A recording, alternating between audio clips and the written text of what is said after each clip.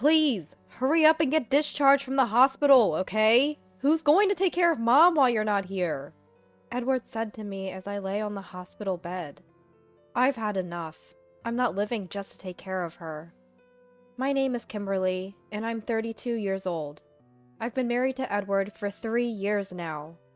After graduating from vocational school, I worked as a nurse in a hospital.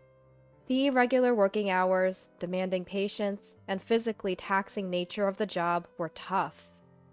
But still, being involved in saving people's lives was rewarding. I was busy, but living a fulfilling life. I met Edward at a party I was invited to by a friend 4 years ago. Though there are some nurses who end up marrying doctors from the same hospital, it's generally a female-dominated workplace. So for nurses, parties are a common way to meet people. We just happened to sit next to each other and got close as we talked. We clicked and exchanged contact information that very day. From there, things moved quickly. We started messaging each other, went on several dates, and naturally became a couple. Edward and I share hobbies like reading and watching movies. Most of our dates were spent relaxing at home. We didn't have incredibly exciting conversations, but we enjoyed reading our favorite books together. I found that atmosphere very comforting, and I think Edward did too. Less than a year into our relationship. "Aren't you going to get married?" he proposed. The setting was Edward's house, after we had dinner together. Sitting across from each other at the dining table, Edward unexpectedly popped the question. I was so happy with the casual way he asked, and I knew that if I was going to get married, it had to be with him. I would be honored. So I said. Once we were finally engaged, we decided to have a family meeting. Edward and I had another thing in common besides our hobbies. Both of us had only one parent. My parents divorced when I was little. I never really knew the details of why my mom divorced, but despite being a woman alone, she raised me until I became an adult. I'm forever grateful to my mom. However, the small sense of inferiority from not having a father always lingered in my heart. Perhaps that was one reason I decided to marry Edward. I deeply longed for a family where nothing was missing. When I told my mom about getting married, she was overjoyed. Edward's parents had also divorced when he was in middle school. The first time I met my mother-in-law, Sabrina, I was quite nervous, but she warmly said, "You're Kimberly, right? Please take care of Edward." Sabrina easily accepted our relationship. Above all, she seemed genuinely kind, which put me at ease. I felt so happy and reassured. I thought I was one step closer to my dream family. Or so I believed then. At this time, for a while after getting married, life was blissful. I continued working after marriage, and our life felt just like before when we practically lived together. Edward and I enjoyed our calm and comforting routine. We mostly relaxed at home during weekends, occasionally going out shopping. Our pace was unhurried, almost old-fashioned. I imagined once we had kids, this would change, but for now, we enjoyed our laid-back life together. However, 2 years into our marriage, Edward approached me with something. "The thing is, my mom has always had back issues, but they've gotten significantly worse lately. Living alone seems to be getting tough for her. She's expressing a desire to live with us." "She wants to live with us? Sabrina does?" "Yeah, she says it's hard even to go to the hospital alone." "But I work during the day, and sometimes I have night shifts. Even if she moves in, wouldn't her situation remain pretty much unchanged?" "That's why I wanted to discuss something with you." Edward hesitated before continuing. "Could you consider quitting your job? I got a raise recently, and with my mom's pension contributing half for rent, I believe it'll be enough for the 3 of us." "But..." "Please, I promise to handle our finances well. You mentioned before about wanting to be a homemaker when we have kids. I'm asking for my mom. Please." It's hard to resist such a plea. If I refused, it would seem as if I was dismissing Sabrina. I felt I had no choice but to agree. Of course, I didn't want to quit my job, but more than that, I didn't want to disrupt the life Edward and I had together. But thinking of my own mom, I knew I'd want to help her if she were in need. I decided to quit my job and live with Sabrina. Originally, Sabrina and I only met a few times a year. Like Edward, she wasn't one for unnecessary chatter or engaging in lengthy conversations. However, she was considerate, and I wasn't too worried about that. I thought we could make it work. Once I was ready, Sabrina immediately moved out of her apartment and came to live with us in our condo, bringing along her few belongings. This marked the beginning of our hellish cohabitation, with me quitting my job to become a homemaker and living with Sabrina. At first, Sabrina was somewhat reserved, but that lasted only a few weeks. She soon revealed her true colors. "Kimberly, I want to go to the hospital. Can you drive me?" Sabrina had hospital appointments twice a week. The frequency wasn't the issue. It was the distance to the hospital that was the problem. The drive was nearly an hour each way. After driving her there, I couldn't leave because I would have to wait for her appointment to finish. I would just sit in the car, waiting.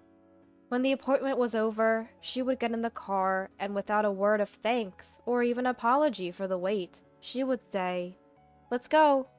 Not a single word to thank you for keeping me waiting. She sat in the back seat like she was some company executive or a congressperson. When did I become Sabrina's personal staff, her private driver?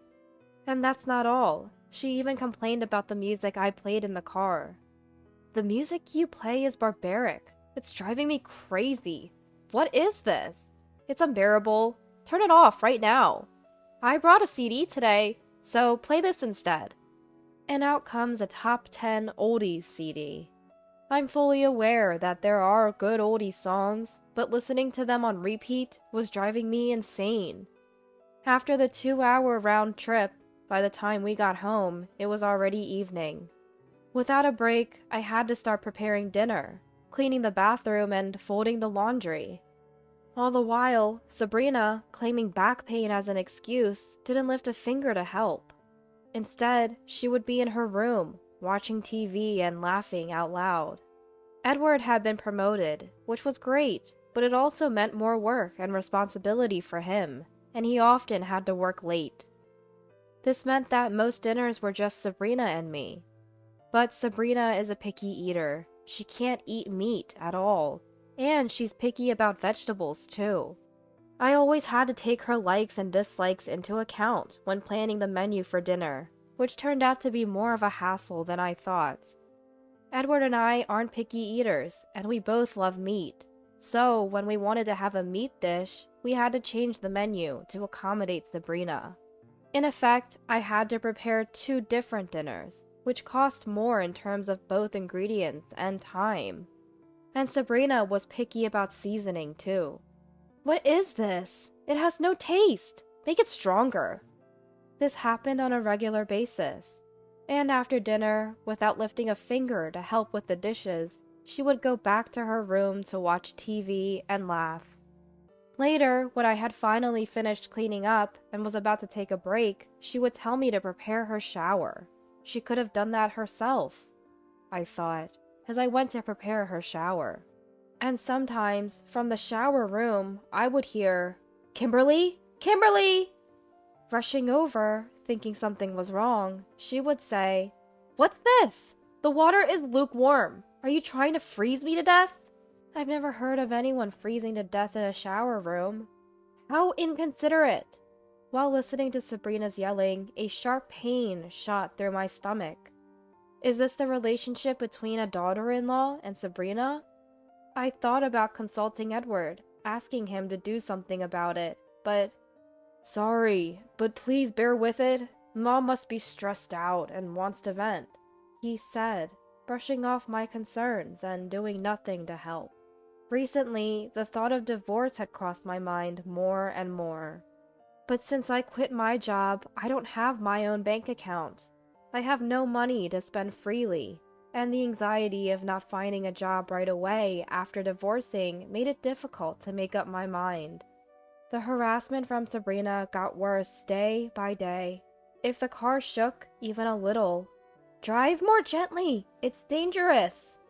If I accidentally served something Sabrina didn't like, "Are you embarrassing me on purpose because you know I can't eat this? Make it again. If you don't have the ingredients, go buy them." Reluctantly, I went to the supermarket, bought new ingredients, and made the meal again, only for her to say, "This is disgusting. I can't eat it." And with that, she would take the plate straight to the kitchen and deliberately throw away the food I made. Each time she did that, a sharp pain would shoot through my stomach. By this point, just seeing Sabrina's face would make my stomach hurt. Even if I consulted Edward, his response was always the same. He just kept telling me to bear with it. In the end, Edward cared more about his mom than his wife. Honestly, I was becoming just as intolerant of Edward's attitude as I was of Sabrina's. The holidays we used to spend leisurely together were now spent with Edward locking himself in his room and Sabrina locking herself in hers, leaving me alone in the living room, busy with housework. I miss the days when it was just Edward and me. Now those peaceful times are gone. What did I get married for? And then one day, my body reached its limit. One morning, after seeing Edward off, I stood in the kitchen to prepare Sabrina's breakfast when a pain I had never felt before attacked me. Being a former medical professional, I knew immediately that something was wrong. Bearing the unbearable pain, I called an ambulance myself. Sabrina just looked on with disinterest. The doctor diagnosed me with stress-induced gastric ulcer. No wonder it hurt. Apparently, I need to be hospitalized for about 2 weeks. When I called my mom, she came right away, even though she was far away. Seeing my mom for the first time in a while, tears overflowed. I told her everything. About Edward, about Sabrina. She just listened kindly, and my heart felt much lighter. In the end, Edward and Sabrina didn't even come to the hospital that day. Only my mom stayed by my side. The next day at noon, Edward finally showed up. What showed on his face was not concern for me, but rather fatigue. The first words out of his mouth were, "When can you be discharged?" Is that really the first thing you're going to ask? I was terribly disappointed. I couldn't forget the life we had before Sabrina came, and it seems I still had expectations for Edward. But with Edward's words, my last glimmer of hope was extinguished. Edward continued, "Please, just get discharged soon. Is it really necessary to be hospitalized for just an ulcer? It's an overreaction. Who's going to handle the housework and take care of Mom while you're gone?" As Edward rapidly spoke, I felt my heart growing cold. He said what he wanted, then promptly left. Once I'm discharged, it's back to that life, isn't it? The thought made my stomach hurt again. With Edward gone and alone in my hospital room, my resolution strengthened. 2 weeks later, my condition was stable and I was ready to be discharged. During my stay, Mom visited several times, kindly taking care of my needs.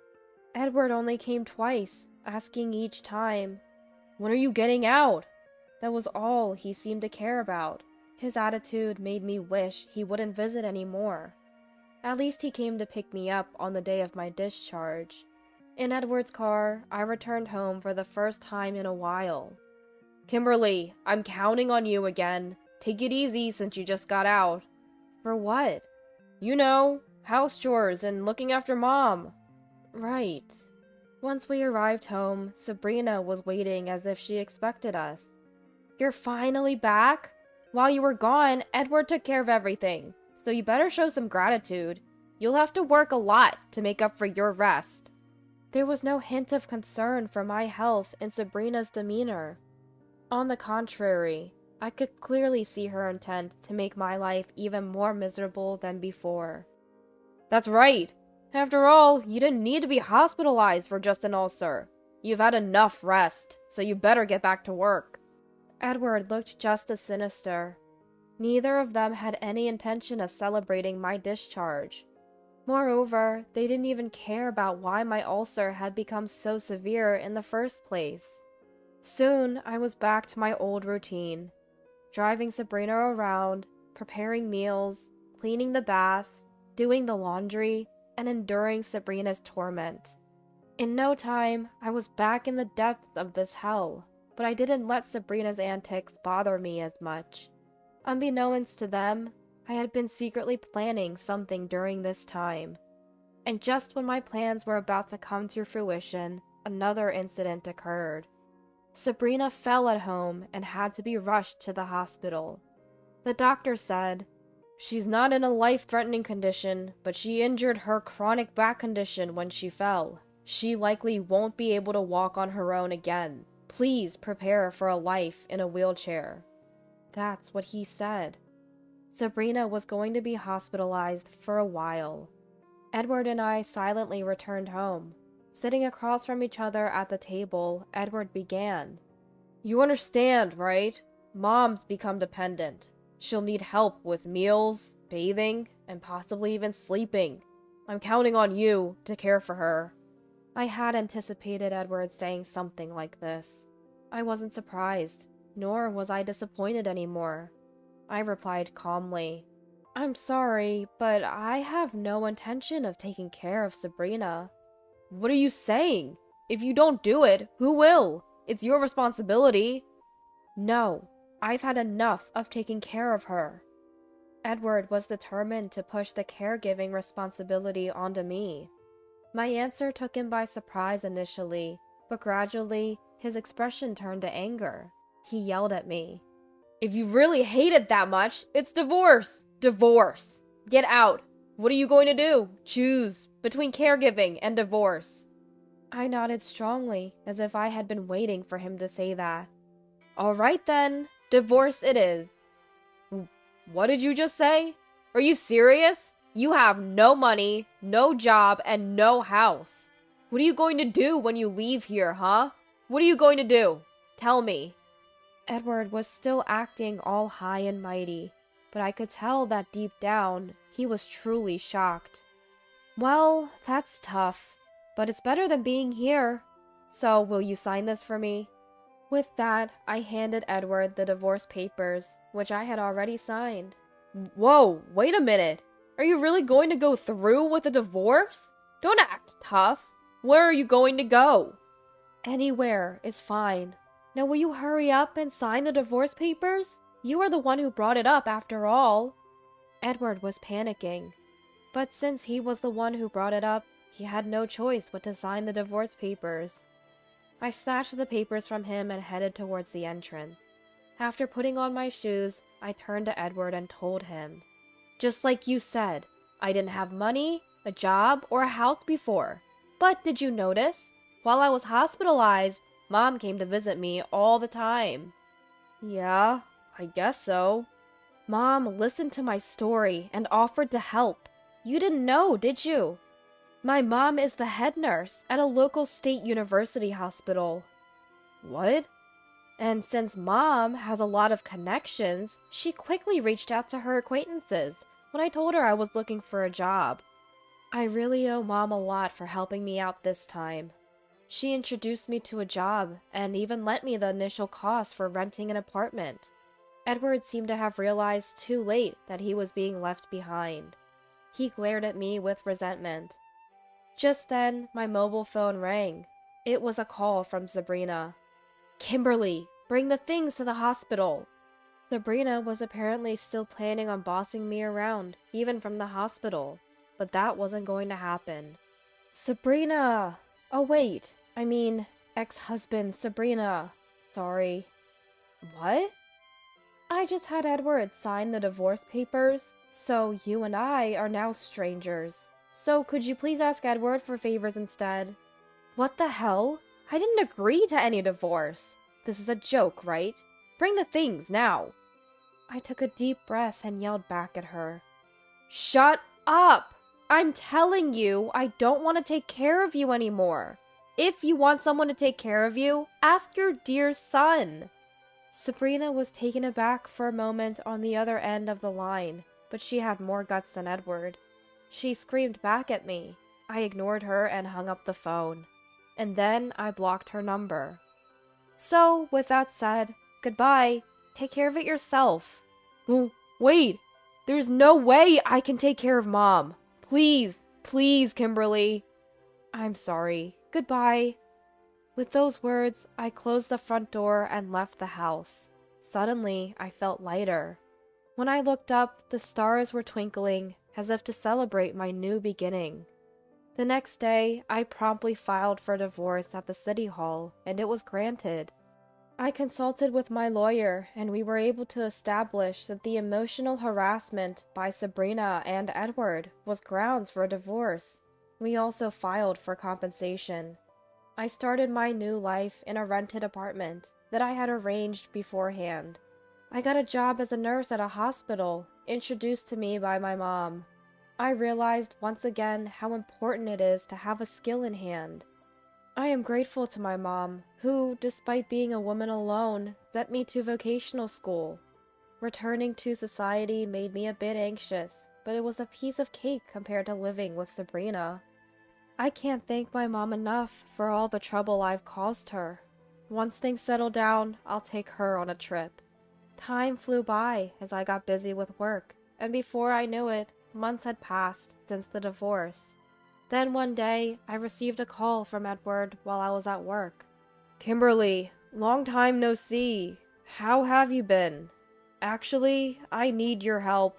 I'm going to be hospitalized. I've been feeling tired from caregiving, and my stomach has been hurting. When I went to the hospital, the doctor recommended that I be admitted. So, could you help me with things around here? I'm asking you, please. What are you talking about?